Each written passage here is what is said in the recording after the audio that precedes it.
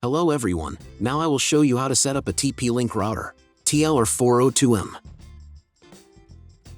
And before we start, I want to say that if my video will help you, please support my work. Every donation will help rebuild my home, which was destroyed by Russian invaders. Half of all donations I will send to animal shelters and funds which support Ukrainian war victims. All details are in the description down below. The first thing you need to do is turn on the router. Take the power adapter. Plug one end into an outlet and the other into the router.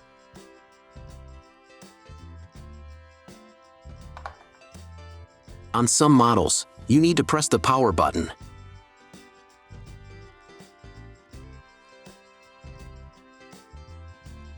When the router turns on, the indicator will light up. Then connect the cable from your broadband provider to a special port. This port is usually signed as WAN or Internet, and usually it has a different color. Each cable should be inserted until it clicks. Next, insert one end of the Ethernet cable that comes with the router into one of the LAN ports.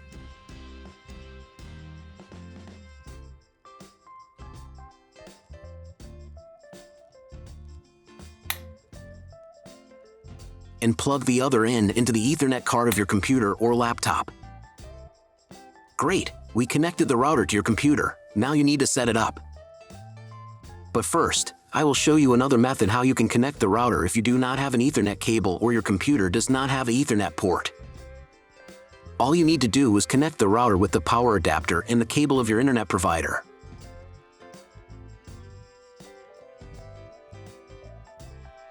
When you do this, your router will immediately distribute Wi-Fi, but the internet will not be available. If the router is new and has never been configured, the Wi-Fi network will be with the name of your router.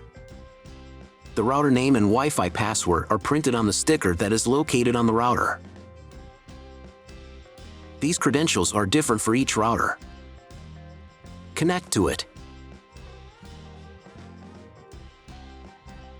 Great! You have connected to the router. Now let's proceed to its configuration. First, open your browser and go to the URL that you see on the screen. Use the address bar, not the search bar. If they don't open, it means that the router has already been configured and you need to reset your router to factory settings. Press the special reset button on the router for 5 to 10 seconds. The indicators on the router will blink. Usually this button is inside the router case to prevent it from being accidentally pressed. In this case, press it with a thin object. The router will reboot and the settings will be reset to factory defaults. Then you can try to enter the router settings panel again. If your router settings panel looks not like mine, it means that your router has a different version of firmware. I recorded a video for each type of firmware. All links are in the description down below. So, at the beginning you will see the form with username and password. Usually it is admin and admin. If these credentials are wrong, then find a special sticker on your router. The credentials are often printed on the bottom of the device. If they don't work either, it means that your router has already been configured and someone has changed username or password. If you can't find out the login credentials, just reset the router to factory settings. And then log into the router's personal cabinet using the standard credentials. First of all, run the quick setup to manually configure your internet connection and wireless settings. I should also warn you that depending on the firmware version, you may not have some setup steps or they will be in the wrong order. Trust me, you got this. Just watch the video and follow instructions. To continue, please click Next button. On this page, select a working mod. You must select a router. Press Next. On the next page, select the type of internet connection. Usually it is specified in the contract with your broadband provider. If you don't have auto detect feature, then just select dynamic IP and click Next. If you don't know what type of connection you have, try to select auto detect and click Next. If it's failed, click back. Then select dynamic IP and click Next. If auto detect in your case worked correctly, then proceed to the next step. Depending on what type of connection you have chosen in the previous step, this page may differ from mine.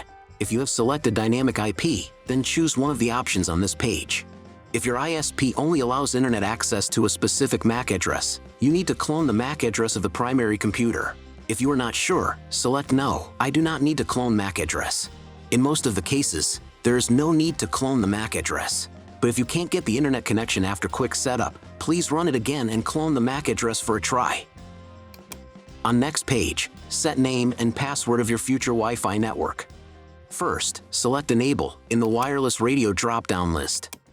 Next, in this field you write a name for your future Wi-Fi network. Choose your region. Next, set password. Click on this WPA2PSK option if it's not activated, and write a password in a wireless password field. Password must be at least 8 characters long. When you write the credentials, click on the Next button. Great! You have completed the quick setup process. Click Finish, and after a couple of minutes check internet connection. Just Google something. If there is no internet, then try to reboot your router. To restart it, go to the System Tools menu. Select Reboot menu item, and click on the Reboot button. After rebooting, wait a couple more minutes. Maybe the settings are applied and the internet will appear.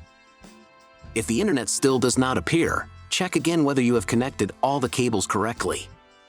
If after all manipulations you still have no internet, then go to the Network tab. Then select MAC clone. And then clone MAC address. After that, save the settings. Reboot your router and after a couple of minutes check internet connection.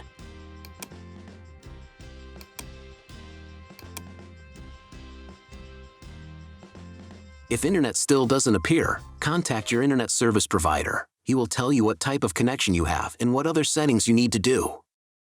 That's all. If my video helped you, please support my work.